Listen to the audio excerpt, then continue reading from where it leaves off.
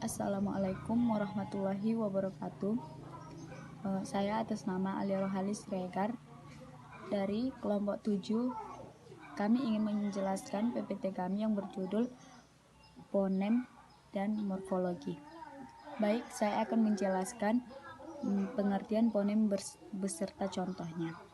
Fonem adalah unsur bahasa yang terkecil dan dapat membedakan arti atau makna. Berdasarkan definisi di atas, maka setiap bunyi bahasa, baik segmental maupun subsegmental, apabila terbukti dapat memberikan arti, dapat disebut fonem. Contoh pada bahasa Jawa, pala dan bala.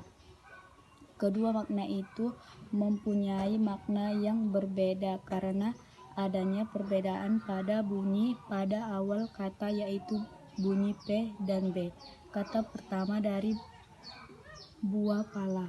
Sedangkan kedua arti berarti teman. Kedua kata itu merupakan fonem yang berbeda dan masing-masing ditulis sebagai P dan B. Dan sekarang dilanjutkan dengan teman kami yang bernama Zahra Yunita dan Rahmayani. Oke. Fonem dalam bahasa Indonesia beserta wujudnya. Fonem adalah satuan bunyi bahasa terkecil yang dapat membedakan arti. Ilmu yang mempelajari fonem disebut fonemik. Fonemik merupakan bagian dari fonologi berdasarkan ada tidaknya rintangan terhadap arus udara.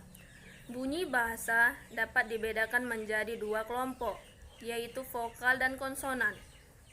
Vokal adalah bunyi bahasa yang arus udaranya tidak mengalami rintangan, sedangkan konsonan bunyi yang arus udaranya mengalami rintangan.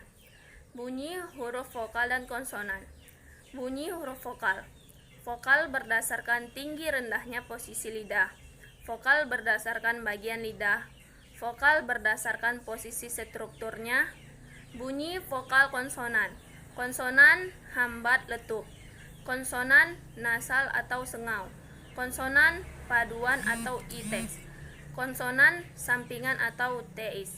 Konsonan geseran atau pesikatif.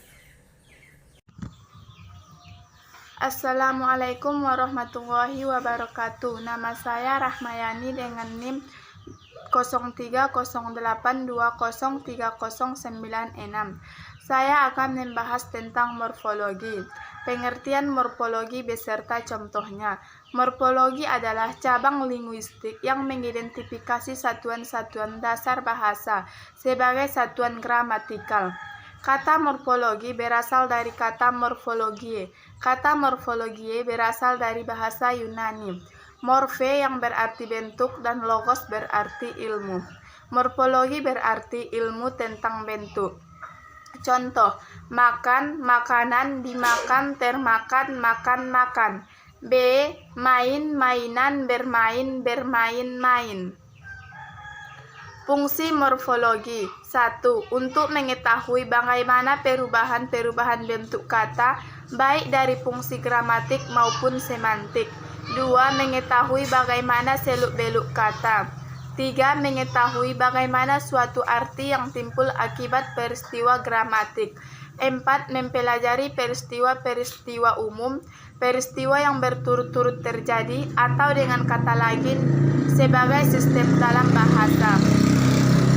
Tujuan morfologi. 1. Membahas masalah morfem dan kata. 2. Membahas masalah unit-unit gramatikal. 3. Membahas masalah prinsip pengenalan morfem.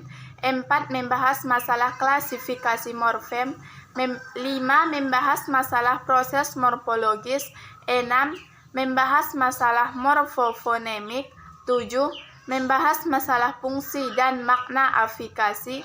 8. Membahas masalah kategori kata.